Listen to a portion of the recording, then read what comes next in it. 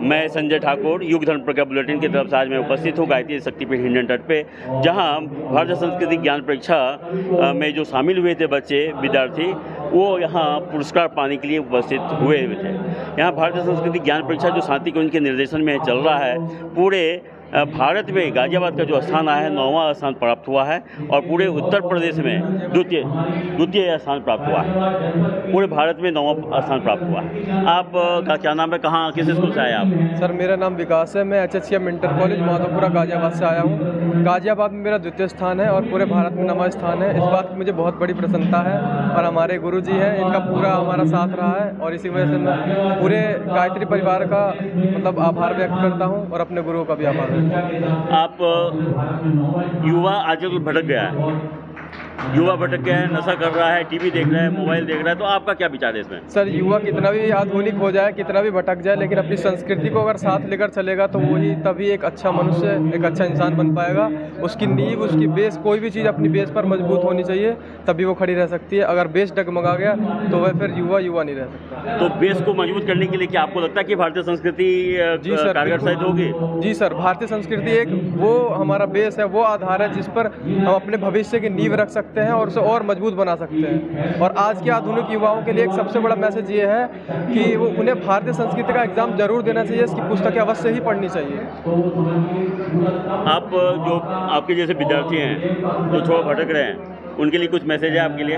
उन लोगों को मैं यही कहना चाहूँगा कि हर जिले में, हर राज्य में ये परीक्षाएं होती हैं, इस परीक्षाओं में प्रतिभाग करें और बड़े से बड़े पुरस्कार और ऐसे गुरुओं का आभार व्यक्त करता हूँ जिन्होंने मेरा साथ दिया। उनके साथ भी ऐसे गुरु होंगे, उनके विद्यालय के, गायत्री परिवार के, उन सभी के साथ जुड़े और इस परीक्षा को अवश्य दें। और बड़े सर आपका क्या नाम हुआ? मेरा नाम डॉक्टर अमिताभ पांडे है, मैं HHCM इंटर कॉलेज में हिंदी का शिक्षक हूँ।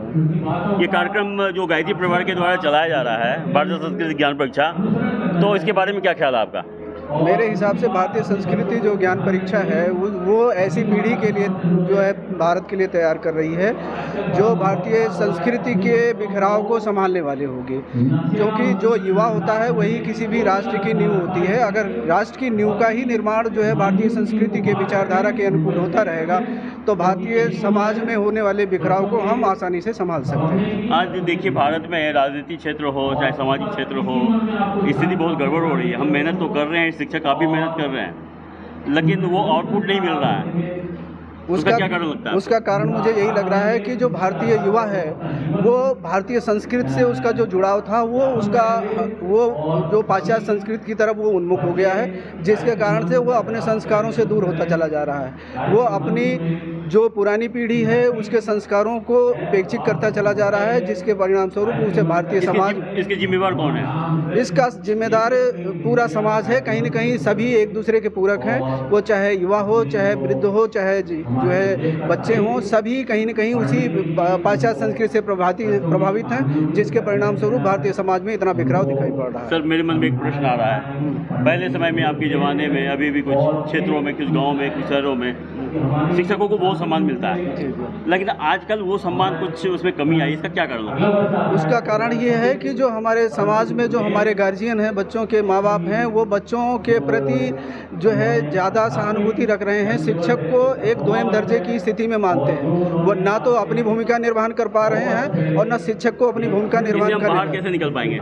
इससे बाहर निकलने का जरिया है कि हम पुनः अपने हुए भारतीय संस्कृति की तरफ उन्मुख हो जाएं, जिससे भारतीय संस्कृति के जो संस्कार हैं उसको अपनाते हुए अपने बच्चों को आगे बढ़ाएं। इससे हमारा और हमारे समाज का विकास होगा और हमारा भारत पुनः विश्वगुरु बनने की प्रक्रिया में शामिल हो जाएगा। बहुत बहुत धन्यवाद आप लोगों का। जैसा हमारे गायत्री परिवार का उद्देश्य है, व्यक्ति में देवत्व का उदय, धरती पर स्वर्ग का विचरण। चरित्र, चिंतन और व्यवहार के माध्यम से हम अपने व्यक्तित्व का हम विकास कर सकते हैं और एक समर्थ राष्ट्र का निर्माण कर सकते हैं। इसमें हमारे अध्यापक, हमारे शिक्षकगण की भावी भूमिका रहेगी और भविष्य में इनके ऊपर ही भविष्य, भारत का भविष्य निर्भर करता है। आप सभी को बहुत बहुत धन्यवाद। प्रणाम।